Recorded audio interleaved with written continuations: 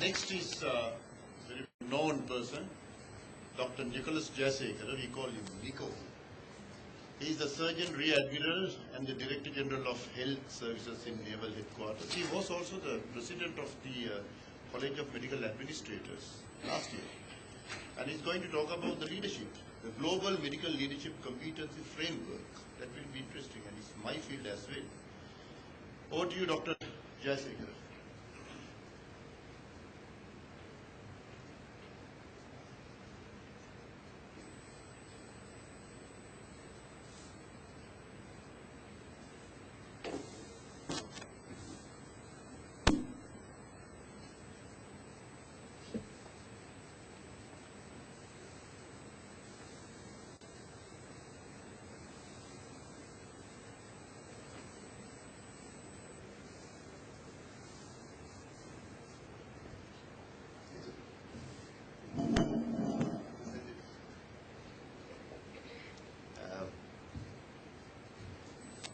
Very good morning, Honorable Chair, ladies and gentlemen.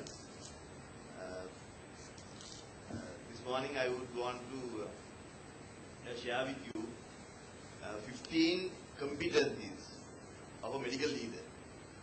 I am aware that there are very senior medical leaders here today, but I presume that most of you are doing some sort of leadership role in your institution. So let's see what these 15 dimensions are, and I'm going to present them in a what is called a competency framework with 3 domains.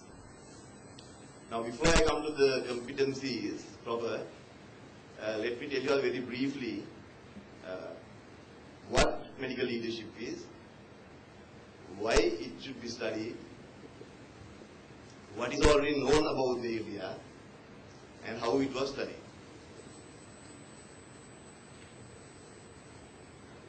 So, getting back to the basic question, what is leadership? Let us first see what is leadership. Leadership is a process where an individual influences a group of individuals to achieve a common goal.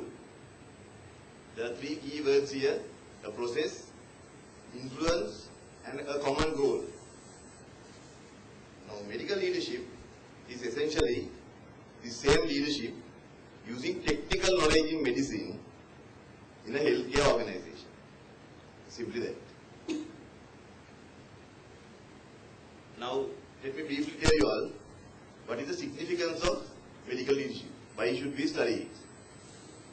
Well, I can talk for several hours on this, but very briefly, healthcare organization has very different stakeholders, various categories of people with different individual objectives. So as I said at the beginning, we need to go for the common objective. So therefore you need leadership to guide you to those common objectives.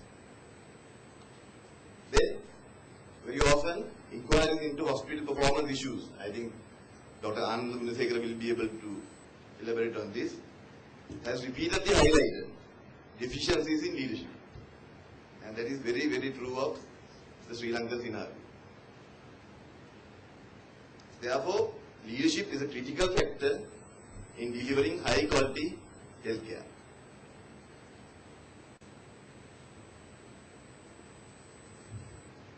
A few more statements on the significance of the study. Generally, leadership positions are entrusted to doctors based on seniority and knowledge, without any formal training in management. This is not good enough because doctors can't rely solely on their specialized curricula. Whether you are a surgeon or a physician or whatever, you got to have specific skills that are taught to you in the field of management. And consequently, there is a surge of projects studying medical leadership, particularly in the West, over the past 6 years. So therefore, the research objectives of this study is to identify competencies required by medical leaders. And I would like to share with you at this moment, there are about 300 competencies that have been identified. And then to develop what is called a global medical leadership competency framework based on the key competencies from these 300. That's the objective of this study. And at this moment, I would like to share with you all the current status of development of this competency framework world over. And as I said earlier, there is a recent surge, particularly in these countries. They are developing their own competency frameworks. And the World Federation of Medical Managers, of which we are also having membership, the Sri Lanka College of Administrators, they have recently embarked on a project to have a global competency framework. And I am also contributing to that effort. Now this is the framework, just to show some frameworks. This is the framework used by the Americans. It was developed in 2005. It has 3 domains. That is transformation, execution, and the people. And it has about 30 competencies. This is the framework developed in UK way back in 2008. It has 5 domains: personal qualities, working with others, managing services, improving services, setting direction. And each of these domains has 5 competencies.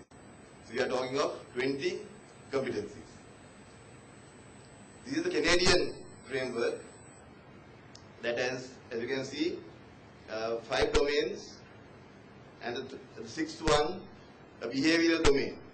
And here again, there are about 30 competencies. This is the Australian framework developed by the College of Administrators in Australia. They have 6 domains, and again, about 25 to 30 competencies. Now, this is my study framework and conceptualization. Actually, this is part of a bigger study I am doing at the moment to develop the Sri Lankan competency framework. So, this initial research is to do what is called a book research or document-based research to try and identify what the competencies are worldwide. So, the initial one is the document-based research, and there I have examined both formal and informal, that is lay literature on medical leadership, and of course most of the competency frameworks that are there. And there I have identified about 300 competencies. Now based on those findings, I did what is called in second phase content analysis and identified 15 key competencies. And based on those 15 key competencies, I have developed a global competency framework which I am going to present to you. Now the first competence that I have identified is an important one. Everyone must be self-aware. We must first be aware of ourselves before we try to manage other people. That's the first one. Secondly, you got to be self-regulated. Or in other words, you got to be disciplined. Right? And I have been told that that way the KDU graduates are performing much better than the others because of the particular factor. You got to be disciplined. Thirdly, you got to be self-motivated. Or in other words, committed to whatever you are doing. So that's the third competency that we have identified from this study. Then you got to be self-able. Now this is where the technical component in medicine comes. You got to be competent, right, in management, in your technical abilities, and so on. And finally, you got to be a risk taker. That is, you got to be courageous and take certain calculated risks. Now these 5 dimensions are what I term the features of what is called a task master. You are given a task and you are able to execute it. Now these are some of the task masters that have been in contemporary Sri Lankan politics. There is one foreigner, I think you all know him, and another Sri Lankan. So these are the task masters that are generally accepted. Right. Then the sixth dimension, you got to be empathetic, that is a listener. You got to listen to other people, understand the other's perspective. That's a very important capability of a manager. Then you got to be credible, build trust in your workers. Then you got to be charismatic. I'm sure you will all agree that as a leader you got to be presentable and charismatic. Okay? And then ninth one, a collaborator, meaning able to resolve conflicts and problems in the workplace. And then a communicator, be a spokesperson, able to communicate very well what you want to say. And these 5 dimensions we put into what is called the People's Master domain. People's Master. And let me show you some of the People's Masters who are there. This is definitely a People's Master, you all know him, Mahatma Gandhi, and our very own CBK, and the current president. So they are all People's Masters, meaning they understand others. Yes, you got to be very acceptable to the other people. You know, that's the domain. Getting on to the last domain, you got to be visionary. That is, you got to be proactive. You don't wait for things to happen, but you got to foresee what the others cannot see. Then you got to be a strategist. You got to plan out and design your strategies, your policy. You got to be opportunist. Whenever opportunity strikes, you got to do something. Now, I'm not saying like the current milk powder crisis. You know, now the opportunity has been taken to stop all foreign milk powders. It's not that type of thing, but opportunities in the workplace. Then you got to be an innovator. You all know what this is. Do innovative things. And finally, you got to be a change agent. So those are the 15 dimensions, and this particular domain, I can call it a context master. A context master. So these are some of the context masters that you may perceive. This is Mahathir Mohamad, he is also a doctor. Right. Okay, so this is my framework. The global medical leadership competency framework. You can see there are 3 domains. Taskmaster, that is, if you are given a task, you execute it, and these are the attributes that you need to do it. Then People's Master, these are the attributes, and then Context Master, these are the attributes. There are very few leaders who have all 3 attributes or domains. I suppose this is one, and Lee Kuan Yew from Singapore is another. Thank you. Thank you, Dr. Jayasekara. Very informative, very interesting, quite taken us into a different arena. Good. I'd like to add, before coming into the question session for you, I'd like to add one quality or one point for this taskmaster's schedule. I would like to add target orientation into their category, because normally the taskmasters are always target oriented. So they have the target in their mind, so they get the others to force the others to go to the task. And unfortunately, all these 3 fellows that you have put had a premature death. So don't be a taskmaster. Questions, please. Yes, to respond to that, actually this target orientation is actually because as I told at the beginning, there are 300 competencies that about 300 competencies in the literature. So this target orientation, generally I thought maybe it should be taken separately, but I thought it should come under commitment. That was the attribute that I had mentioned. So a target orientation comes under the purview of commitment, or you can even take it separately. Yes. Thank you. Any questions, please? Interesting. Professor.